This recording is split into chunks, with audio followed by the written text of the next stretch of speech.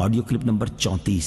انشاءاللہ عز و جل اس میں آپ قرآن پاک کی سورہ بقرہ کی آیت نمبر 99 سے لے کر 101 تک کی تلاوت، ترجمہ اور تفسیر صراط الجنان سنیں گے۔ بسم اللہ الرحمن الرحیم۔ ترجمہ: اللہ کے نام سے شروع جو نہایت مہربان رحمت والا ہے۔ وَلَقَدْ أَنزَلْنَا إِلَيْكَ آيَاتٍ بَيِّنَاتٍ وَمَا يَكْفُرُ بِهَا إِلَّا الْفَاسِقُونَ۔ ترجمہ: اور بے شک ہم نے تمہاری طرف روشن آیتیں نازل کی اور ان کا انکار صرف نافرمان ہی کرتے ہیں۔ وَلَقَدْ أَنزَلْنَا إِلَيْكَ آيَاتٍ بَيِّنَاتٍ، اور بے شک ہم نے تمہاری طرف روشن آیتیں نازل کی۔ تفسیر صراط الجنان میں ہے، ابن سوریہ نے نبی اکرم صلی اللہ تعالی علیہ وسلم سے کہا کہ آپ کوئی ایسی چیز لے کر نہیں آئے جسے ہم پہچانتے ہوں، اور آپ پر ایسی کوئی روشن آیت نازل نہیں ہوئی جس کی وجہ سے ہم آپ کی پیروی کریں۔ اللہ تعالیٰ نے اس کا رد کرتے ہوئے ارشاد فرمایا کہ اے حبیب صلی اللہ تعالی علیہ وآلہ وسلم، ہم نے آپ کی طرف روشن آیتیں نازل فرمائی ہیں جن میں حلال، حرام اور حدود وغیرہ کے احکام واضح اور تفصیل سے بیان کیے گئے ہیں، اور ان آیتوں کا انکار وہی کرتا ہے جو ہمارے احکامات کی اطاعت نہیں کرتا۔ یاد رہے کہ یہاں فاسقوں سے مراد کافر اور منافق ہیں۔ أَوَكُلَّمَا عَاهَدُوا عَهْدًا نَبَذَهُ فَرِيقٌ مِّنْهُمْ بَلْ أَكْثَرُهُمْ لَا يُؤْمِنُونَ۔ ترجمہ: اور جب کبھی انہوں نے کوئی عہد کیا تو ان میں سے ایک گروہ نے اس عہد کو پھینک دیا، بلکہ ان میں سے اکثر مانتے ہی نہیں۔ عاہدوا عہدن، انہوں نے عہد کیا۔ حضرت عبداللہ ابن عباس رضی اللہ تعالی عنہما فرماتے ہیں، جب حضور پر نور صلی اللہ تعالی علیہ وسلم نے یہودیوں کو اللہ تعالیٰ کے وہ عہد یاد دلائے جو حضور اقدس صلی اللہ تعالی علیہ وسلم پر ایمان لانے کے متعلق تھے، تو مالک بن سیف نے کہا، خدا کی قسم آپ کے بارے میں ہم سے کوئی عہد نہیں لیا گیا۔ اس کے جواب میں یہ آیت نازل ہوئی اور فرمایا گیا کہ یہودیوں نے جب کبھی کوئی عہد کیا تو ان میں سے ایک گروہ نے اس عہد کو ویسے ہی پیٹھ پیچھے پھینک دیا، بلکہ ان میں سے اکثر یہودیوں کو تورات پر ایمان ہی نہیں، اس لیے وہ عہد توڑنے کو گناہ نہیں سمجھتے اور نہ ہی اس بات کی کوئی پرواہ کرتے ہیں۔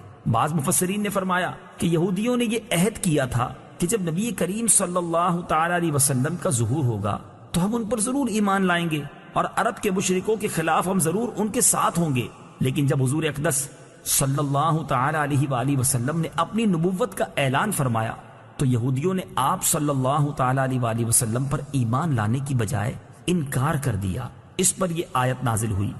وَلَمَّا جَاءَهُمْ رَسُولٌ مِّنْ عِندِ اللَّهِ مُصَدِّقٌ لِّمَا مَعَهُمْ نَبَذَ فَرِيقٌ مِّنَ الَّذِينَ أُوتُوا الْكِتَابَ كِتَابَ اللَّهِ وَرَاءَ ظُهُورِهِمْ كَأَنَّهُمْ لَا يَعْلَمُونَ۔ ترجمہ: اور جب ان کے پاس اللہ کی طرف سے ایک رسول تشریف لایا جو ان کی کتابوں کی تصدیق فرمانے والا ہے تو اہل کتاب میں سے ایک گروہ نے اللہ کی کتاب کو پیٹھ پیچھے یوں پھینک دیا گویا وہ کچھ جانتے ہی نہیں ہیں۔ جاءہم رسول، ان کے پاس رسول آیا۔ یہاں رسول سے مراد سرکار دو عالم محمد مصطفیٰ صلی اللہ تعالی علیہ وآلہ وسلم ہیں، اور چونکہ آپ صلی اللہ تعالی علیہ وسلم توریت، زبور وغیرہ کی تصدیق فرماتے تھے اور خود ان کی کتابوں میں بھی حضور صلی اللہ تعالی علیہ وسلم کی تشریف آوری کی بشارت اور آپ صلی اللہ تعالی علیہ وآلہ وسلم کے اوصاف و احوال کا بیان تھا، اس لیے حضور انور صلی اللہ تعالی علیہ وآلہ وسلم کی تشریف آوری اور آپ صلی اللہ تعالی علیہ وسلم کا وجود مبارک ہی ان کتابوں کی تصدیق ہے۔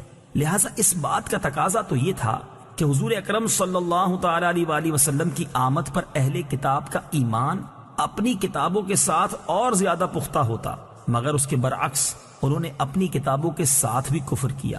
مشہور مفسر سدی کا قول ہے کہ جب رسول کریم صلی اللہ تعالی علیہ وسلم کی تشریف آوری ہوئی تو یہودیوں نے توریت اور قرآن کا تقابل کیا، اور جب دونوں کو ایک دوسرے کے مطابق پایا تو انہوں نے توریت کو بھی چھوڑ دیا۔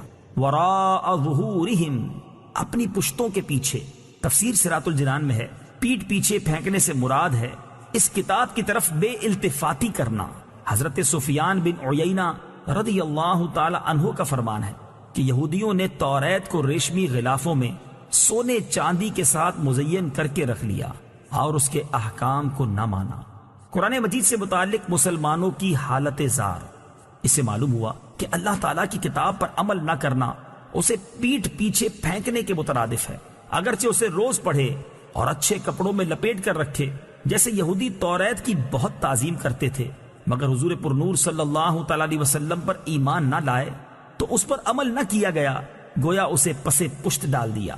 آج کے مسلمانوں کا حال بھی اس سے بہت مشابہ ہے کہ قرآن پاک کے عمدہ سے عمدہ اور نفیس نسخے گھروں اور مسجدوں میں الماریوں کی زینت تو ہیں، ریشمی غلاف بھی ان پر موجود ہیں، لیکن پڑھنے، سمجھنے اور عمل کرنے کی حالت یہ ہے کہ ان الماریوں اور ریشمی غلافوں پر گرد کی تہ جم چکی ہے، اور حقیقتاً وہ گرد ان غلافوں پر نہیں بلکہ مسلمانوں کے دلوں پر جمی ہوئی ہے۔